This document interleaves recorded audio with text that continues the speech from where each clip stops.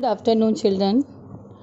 आगे कल मैंने अलंकार का जो चैप्टर आपको पढ़ाया था, इसी के भाग में आगे मैं बताना चाह रही हूँ। अनुप्रास अलंकार के दो उदाहरण मैं आपको और बताती हूँ। अनुप्रास का पहला उदाहरण है मुदित महीपति मंदिर आए। मुदित में माँ, महीपति में माँ, मंदिर में माँ।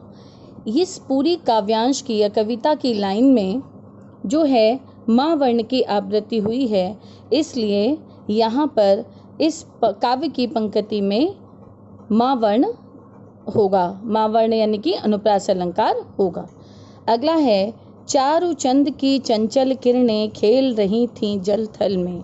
तो चारु चंद की चंचल किरणें, इस पंक्ति में चा की आवृत्ति हुई है, चा वर्ण की, इसलिए इसमें इस पंक्ति में अनुप्रास अलंकार है। और नीचे खेल रही हैं जल थल में, इसमें ल वर्ण की आवृत्ति है, इसलिए इसमें अनुप्रास अलंकार है। तो ये हमारे थे अनुप्रास अलंकार के कुछ उदाहरण। अब अलंकारों की संख्या में आगे मैं आपको बता रही हूँ शब्दा अलंकार का दूसरा भेद यमक अलंकार। पहला था अनुप्रास, अब है यमक। तो यमक अलंकार की परिभाषा मैं आपको पहले बताऊं कि जहां एक शब्द की आवृत्ति एक से अधिक बार हो और हर बार उसका अर्थ भिन्न भिन्न होता है या भिन्न भिन्न हो, वहां पर यमक अलंकार होता है। कहने का तात्पर्य कि अनुप्रास में हमने वर्ण पढ़ा था और यमक में हम शब्द पढ़ते हैं। यानी कि जहां पर एक शब्द एक से अधिक बार आए और जितनी बार भी आए उतनी बार उस शब्द का अर्थ जो है वो अलग अलग होता है, वहाँ पर हमारा होता है यमक अलंकार। अब यमक अलंकार की मैं एक उदाहरण पहले आपको बताती हूँ, ध्यान से देखें।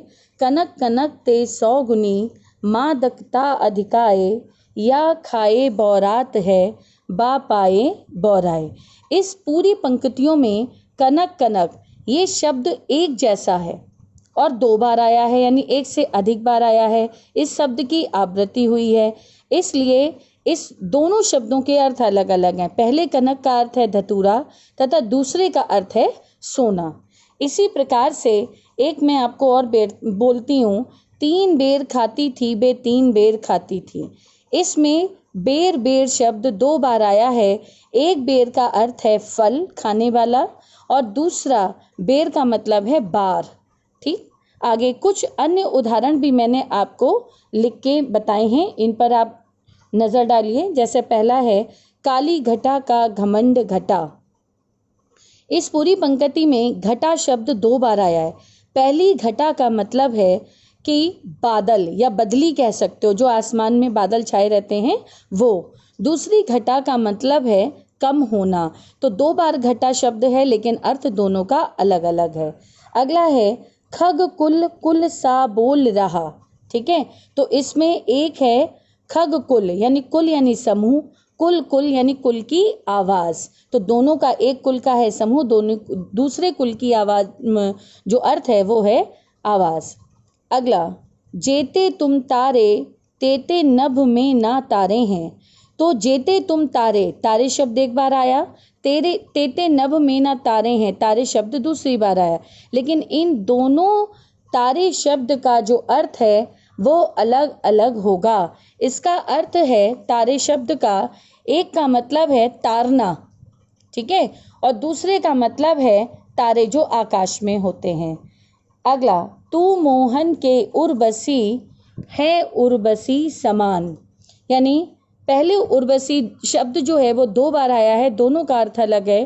पहले उर्वशी शब्द का अर्थ है उर यानी हृदय में, हृदय में बसी हुई, ठीक है। दूसरा उर्वशी का अर्थ है उर्वशी यानी जो देव इंद्र थे, उनके दरबार में एक सुंदरी थी, उसका नाम था, एक अप्सरा थी, उसका नाम था उर्वशी।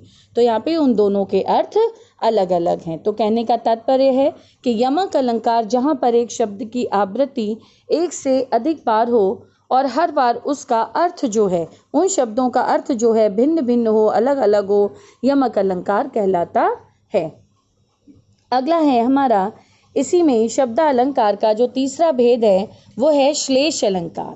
तो श्लेष अलंकार की मैं आपको पहले परिभाषा बताती हूँ। श्लेष अलंकार का शाब्दिक अर्थ होता है बच्चों चिपकना। क्या होता है? चिपकना।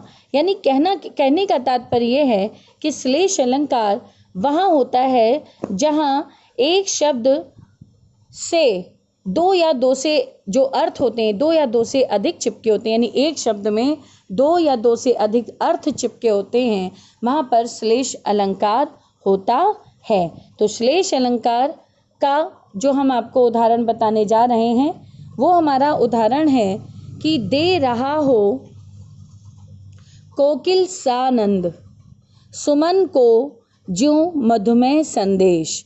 यानी दे रहा हो कोकिल सा आनंद, सुमन को ज्यों मधुमेह संदेश। तो यहाँ पर जो सुमन शब्द है इस काव्य की पंक्ति में और मधुमेह ये शब्द जो है वो एक ही है, यानी सुमन भी एक बार आया है, मधुमेह भी एक बार आया है। तो यहाँ पर क्या है कि इसमें अर्थ जो है एक से अधिक बार लगे हुए हैं या इसके अर्थ एक से अधिक बार अर्थ हैं। तो सुमन का मतलब है, यहाँ पर पहले सुमन का अर्थ है कि सुंदर मन, और दूसरे सुमन का मतलब है सुंदर फूल, या केवल आप फूल भी कह सकते हो, पुष्प। मधुमेह जो शब्द है इसका एक अर्थ है मधुर और दूसरा अर्थ इसमें लगेगा वसंत ऋतु। यानी पूरी तरीके से इसमें सुमन और मधुमेह शब्द के एक एक बार जो शब्द प्रयोग हुए हैं, लेकिन इसके दो दो अर्थ निकल रहे हैं। अगला है जैसे एक उदाहरण कि सुबरन को खोजत, अब कुछ अन्य उदाहरण मैं आपको बता रही हूँ। सुबरन को खोजत फिरत कभी व्यभिचारी चोर। तो यहाँ पर सुबरन ये जो शब्द आया है इसका प्रयोग एक बार हुआ है, लेकिन यहाँ पर कभी व्यभिचारी चोर इन शब्दों के अर्थ, इन शब्दों के माध्यम से इसके अर्थ अलग अलग हो गए हैं। जैसे कवि के रूप में अगर हम सुबरन का अर्थ लगाएं तो क्या होगा, यानी सुंदर वर्ण। ठीक है। व्यभिचारी के रूप में अगर हम यहाँ पर सुंदर का अर्थ लगाएं तो सुंदरियाँ, और चोर के अगर हम अर्थ में लगाएं सुबरन का तो होगा सुवर्ण यानी कि सोना। तो यहाँ पे देखिए सुबरन एक बार आया है और उसके तीन अर्थ यानी उसमें 3 अर्थ चिपके हुए हैं। एक और उदाहरण, जो रहीम गतिदीप की कुल कपूत गति सोए, बारे उजियारो करे बरे अंधेरो होए। तो यहाँ पर देखिए बारे उजियारो करे, जो नीचे वाली पंक्ति है उसको ध्यान से देखिए, बड़े अंधेरो होए। तो बारे का यहाँ पर 2 अर्थ हैं। बारे का एक अर्थ है बड़े, ठीक है ना, बड़े का मतलब है, ठीक है, यानी कि यहाँ पर, और दूसरे बारे का मतलब है जलना। ठीक है। तो और जो आगे है बड़े अंधेरो होए, तो बड़े का मतलब होता है बढ़ जाना यानी कि बुझना, और एक बड़े का मतलब होता है बड़ा होना। ठीक है। तो यहाँ पर ये इसके अर्थ अलग अलग हैं। तीसरा है, मधुवन की छाती को देखो सूखी कितनी इसकी कलियां। तो यहाँ पर जो कलियां शब्द लगाया है इसमें, तो कलियां शब्द के यहाँ पर 2 अर्थ हैं। पहला अर्थ है कलियां का कि फूल की वह स्थिति जो खिलने से पहले की होती है, यानी फूल बनने से पहले जो स्थिति होती है फूल की, कली जिसको कहते हैं, एक तो अर्थ वो है कलियां। ठीक। दूसरा है यौवन आने से पहले जो दशा, यानी जब यौवन यानी जवानी आने से पहले की जो हमारी अवस्था होती है उसके बारे में बताया है। तो ये 2 उदाहरण नेक्स्ट वीडियो में हम आपके अर्थ अलंकार के कुछ परिभाषाएं और उदाहरण समझाएंगे। धन्यवाद।